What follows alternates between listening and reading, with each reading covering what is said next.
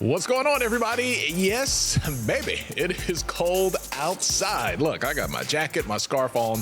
I'm not playing. It's cold indoors as well. Welcome to HBCU Gameday. I'm Tali Carr. Thank you for whatever platform you might be watching us on today. Thank you to all of our content partners, and thank you for supporting us and watching us. I'm TC. It's Atlanta. Yes, once again, it's cold. So why don't you and the Hawk, come on, sit down for a little bit. Let's get into some women's basketball action. We are back for another week of Brick by Brick, an inside look at Johnson C. Smith University basketball. And Wally Pitt, he's going to take us behind the curtain now as the Virginia Union Panthers roll into town.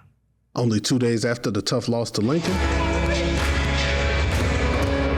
the JCSU women's basketball team had to regroup, come together, and face one of the hottest teams in the CIAA, the Virginia Union Panthers. And after a fiery post-game locker room earlier in the week, the Golden Bulls came into their final game before Christmas break with more focus, better energy, and feeling like this was a must-win matchup.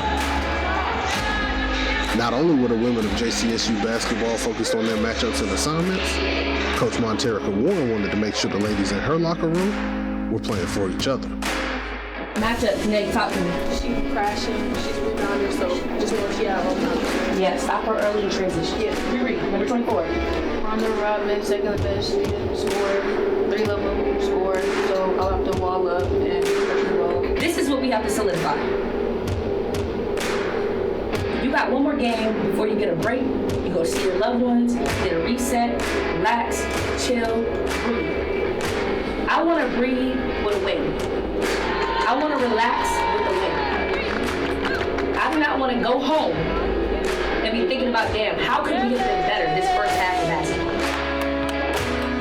Y'all got to come out here with your mind right, ready to execute, ready to be over me. I'm talking, I'm cheering, I'm in the gaps, I'm rebounding, I'm boxing out. I have great energy. I'm contagious. When my number's called, I'm ready to go. I'm locked and loaded. I have no expectations except to do whatever I need to do to make sure we win. That's my only expectation. So if that means I gotta dive on the floor and take 5 charges and get 5 rebounds and score no points, then guess what? That's what the hell I'm gonna do. If I gotta shut somebody down and I don't score, if I'm not scoring, you're not scoring either, then that's what it's gonna be. I'm not walking out this gym without a win. I don't give a damn. I'm going to double overtime. A win is what I want. All right, let's get it. Here we go. Let's get it. Hey, we over me, we over me. 1, 2, 3, we over me. And the Golden Bulls popped out the locker room on business, running up a 12-0 lead early in the first.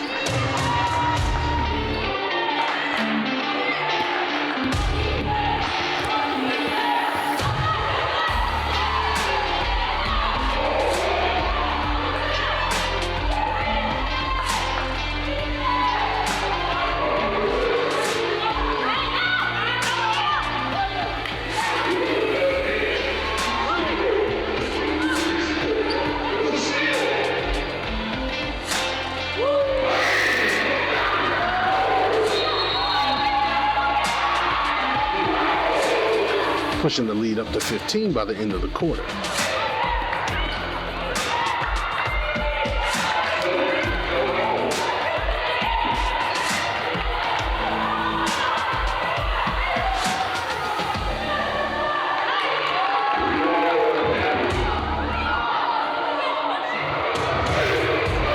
But the second was all Union.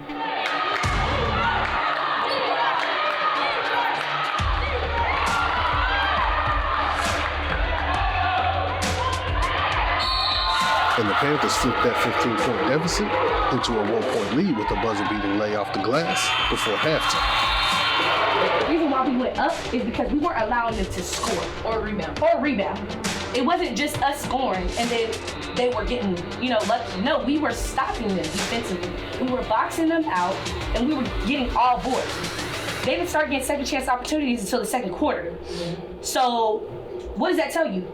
You can't give them those second opportunities. They scored off of them. Yeah. All right? Box out, play team defense, continue to talk, continue to bring energy. That first quarter, that's us. Mm-hmm. That's who we are.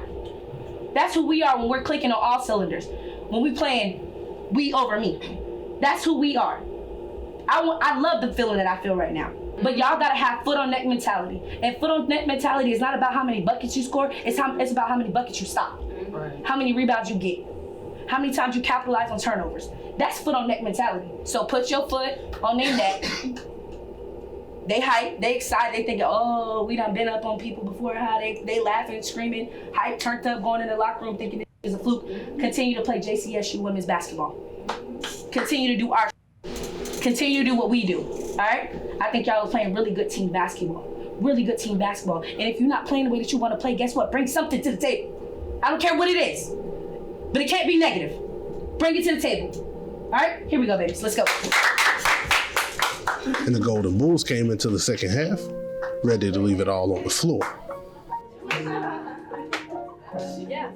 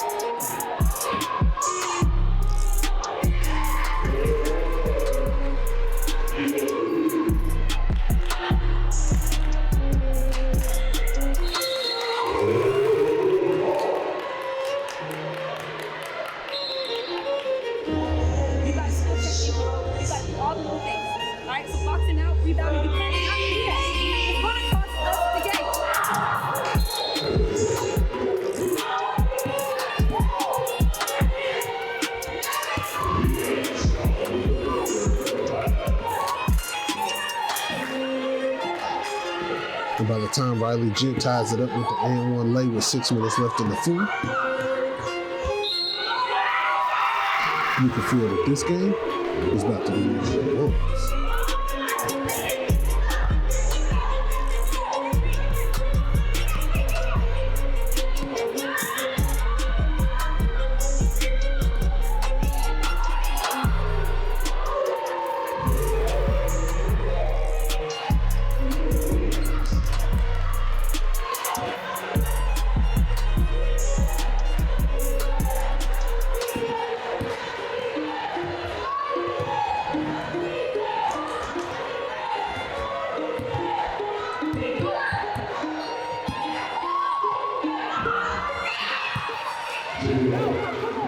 As the Panthers and Golden Bulls show just how hard you gotta fight to get a win in CIAA women's hoops.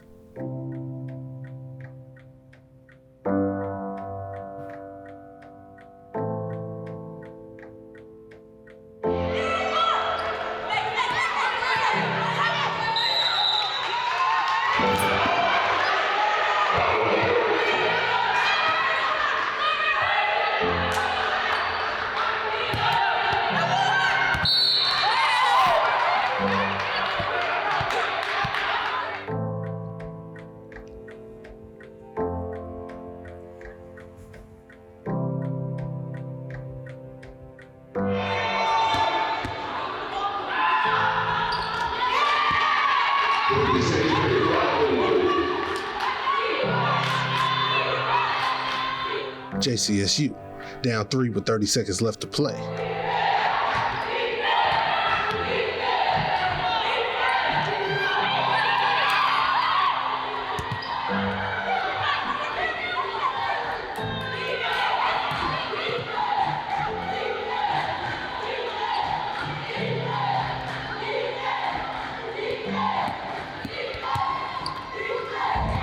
Desiree Smith fouled in the paint.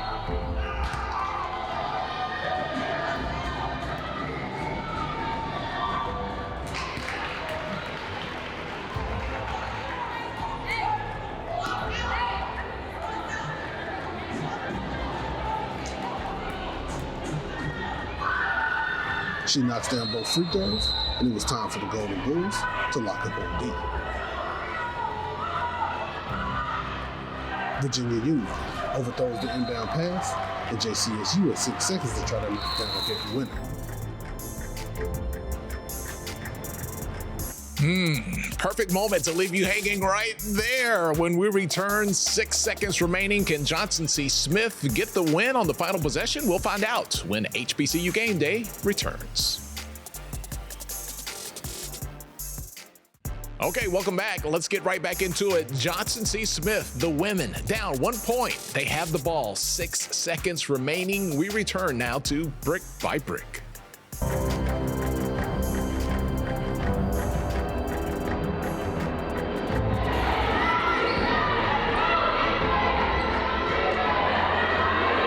the Panthers tighten up with some scrappy D.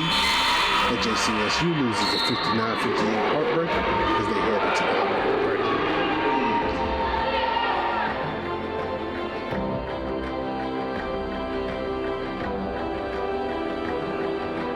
Tough loss. But I'm gonna be honest with y'all.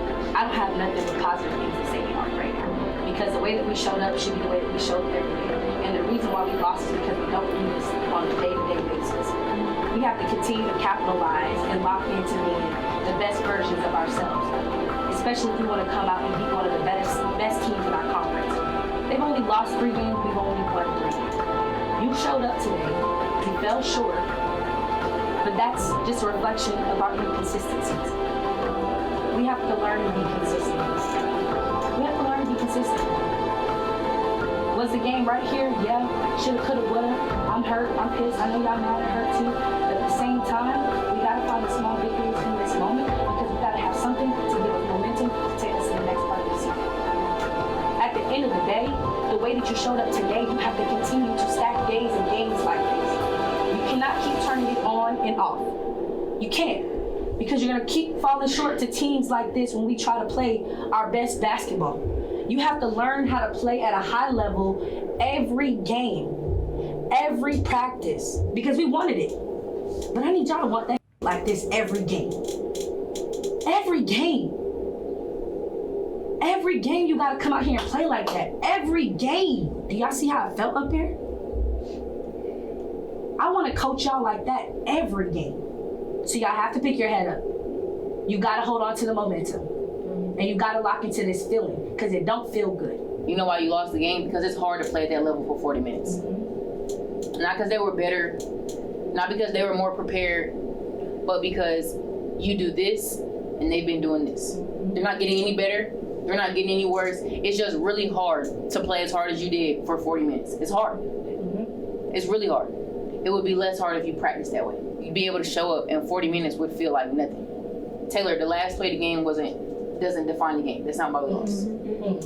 It's not why we lost. We lost from the other 39 minutes and 54 seconds of the game, not the last 6 seconds. You can't go back, can't play those games anymore, can't get possessions back, can't do any of that. But you can go home and you can prepare. Because you do play when you come back. You come back, we practice on the 30th, we play on the 3rd. And understand that when you come back, you're gonna be some new faces. New faces.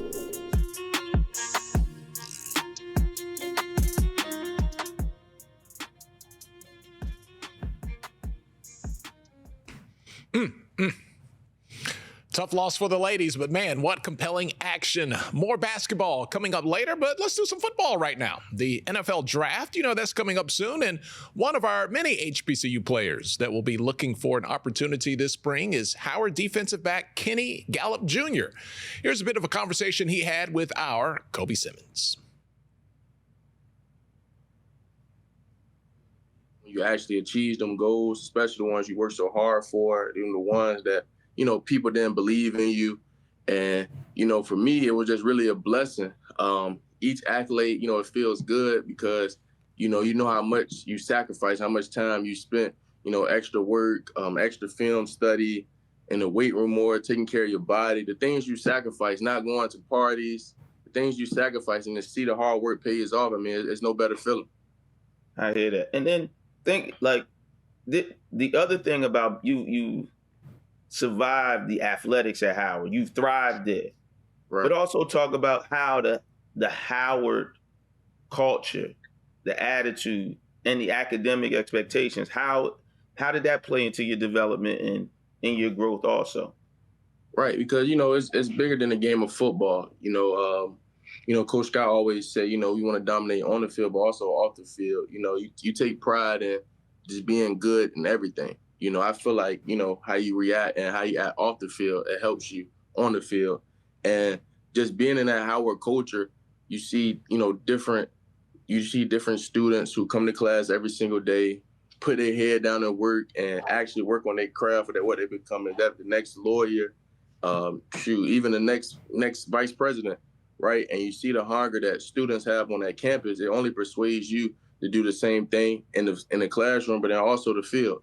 And so, one thing we took pride in when I first got to Howard is we just don't want to be known as an academic school, but we want to still take the academics serious, but we want to make sure that, okay, Howard, they're known for their academics. That's always going to be like that. We want to make sure, okay, now you got to talk about Howard athletic program and the football program. I hear that. And talking about getting back to football, right? Right. Talk about or explain to me, like, how the team, because I see, like, the team is pretty close, really close. Explain to me how you developed in your leadership into your position that you are now with the team. So, when I first got there at Howard, for me, I was quiet, laid back, trying to get the feel of things, especially, first time stepping foot on campus, getting used to the workouts. It was a lot.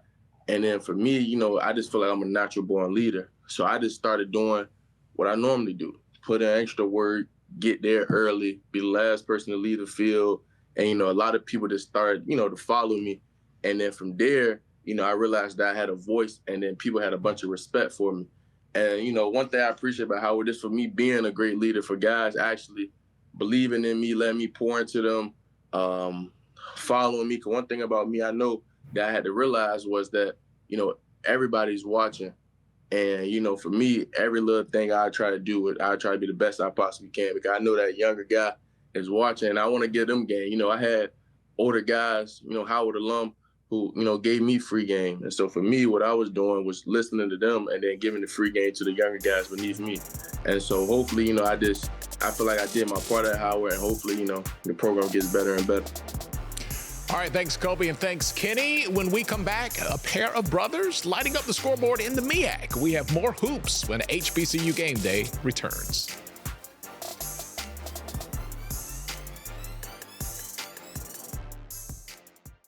Okay, welcome back. The second leading scorer in the MEAC. Hey, I'm Tolly. It's HBCU Game Day. Thanks for hanging out. Look, second leading scorer, just 0.3 of a point off of first place, is Katron K.C. Shaw of the University of Maryland Eastern Shore, UMES. He's a transfer for Winston-Salem State. He plays alongside his younger brother, Kyrell. Our Josh Williams caught the two in action recently in a game against North Carolina Central. Yo, what's good? It's your boy Josh from HBCU Gameday, and MEAC conference play is finally here. It's time to weed out the good and weed out the bad and see who's the difference makers in this conference. But this year, the conference is looking as tight as it's ever been. A lot of big storylines coming out this year, but the main one that a lot of people didn't see coming is the new MEAC's leading scorer. You may not know him because he's new to the conference, but he's making his name very well known fast. Meet K.C. Shaw. K.C. Shaw is a junior guard coming out of Charlotte, North Carolina. Like I said, he's new to the conference because he came from the CIAA at Winston-Salem State University, and he followed his coach, head coach Cleo Hill Jr., to the University of Maryland Eastern Shore. KC has wasted zero time getting his feet wet to the MEAC conference and is currently the leading scorer of the conference, averaging 18.5 points a game. While he's having this historic season for himself, he's doing it alongside his younger brother, Kai Shaw, who's a freshman at UMES as well. We got to sit down and talk to him when he came down to North Carolina Central, and this is what he had to say. Enjoy the interview. We'll see y'all at the end. My name KC. I'm Kai. All right. So both of y'all, just tell me how the season's been going so far for both of y'all. It's been going great. Great team chemistry. Also feels good playing with my brother and also playing against big tough teams. It's been smooth. We starting to get the hang of things for real. Word.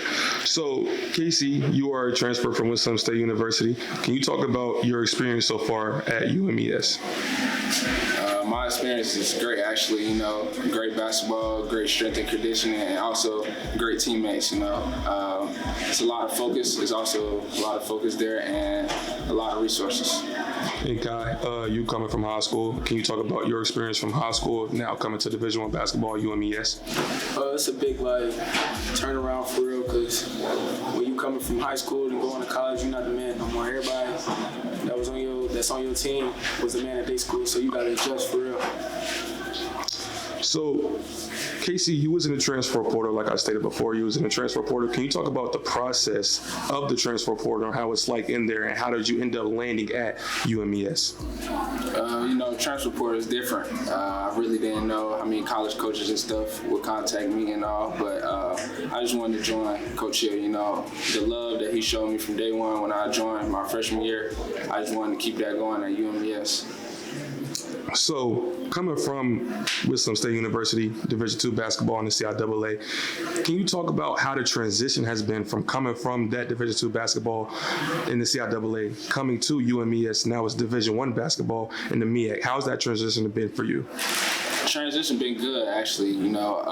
Definitely playing with some great guys. Going into some good battles, like big schools like UConn and Arkansas and stuff, preparing us for the MEAC. So I feel like the transition been great.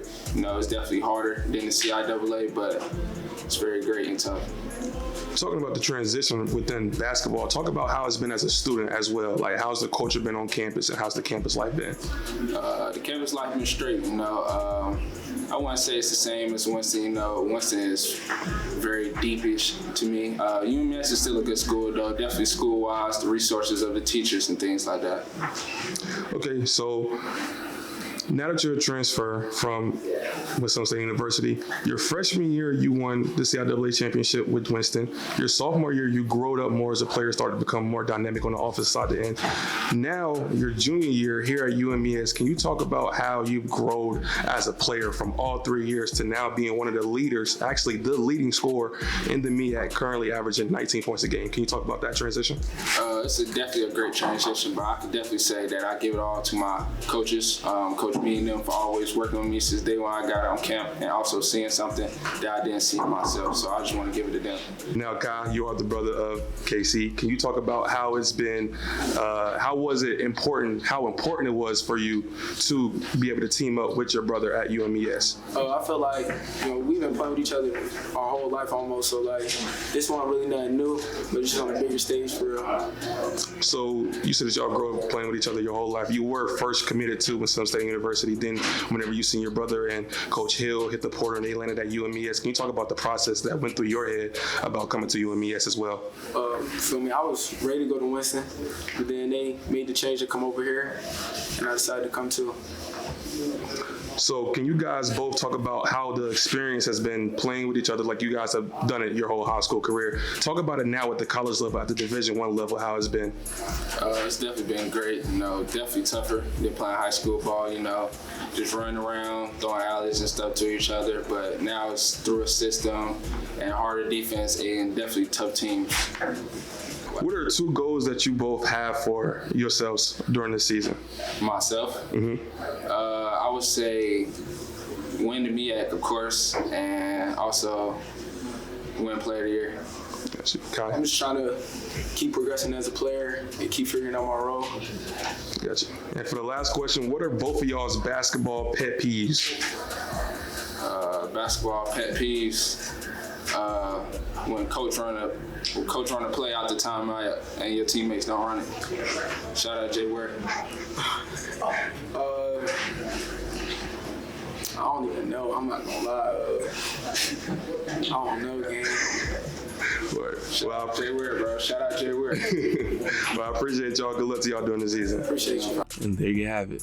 The Shaw brothers trying to take over the MEAC conference at University of Maryland Eastern Shore. You may not know who they are.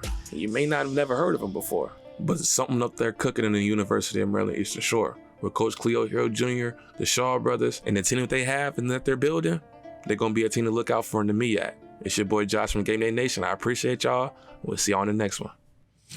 All right, thanks, Josh. I saw KC. I heard he kept throwing a little shade at one of his teammates who's apparently not running the correct play that Cleo Hill's drawing up after the timeout. I kind of caught that shade. He did it a couple times. Josh didn't quite pick up on it, but or maybe Josh just let the guy live. Who knows? But thanks a lot. Great story. Transferred over from the CIAA to the MEAC and now doing great things. Hey, it's been a great episode here. Thank you guys so much for hanging out with us here at HBCU Game Day. We will continue to follow the plight of Johnson C. Smith University and the women's basketball team with our Brick by Brick series. You can find that for the rest of the basketball season right here on HBCU Game Day. This is coming off the fall where we were following the football team who was right there on the cusp of making it to the CIAA championship game. So a lot of the games and footage you see, might have happened a couple of weeks ago, but we're taking you behind the curtain in the locker room, giving you that emotional roller coaster of what does not show up in the box score in just the highlights alone. So thank you so much to Wally Pitt, does a great job there. And thank you guys for hanging out with us. For our director, Miles, I'm Tali Carr, trying to stay warm. I hear it's snowing outside right now here in Atlanta. We don't know how to handle that. So let's get out of here. Let's take it home. We'll see you guys next week right here on HBCU Game Day.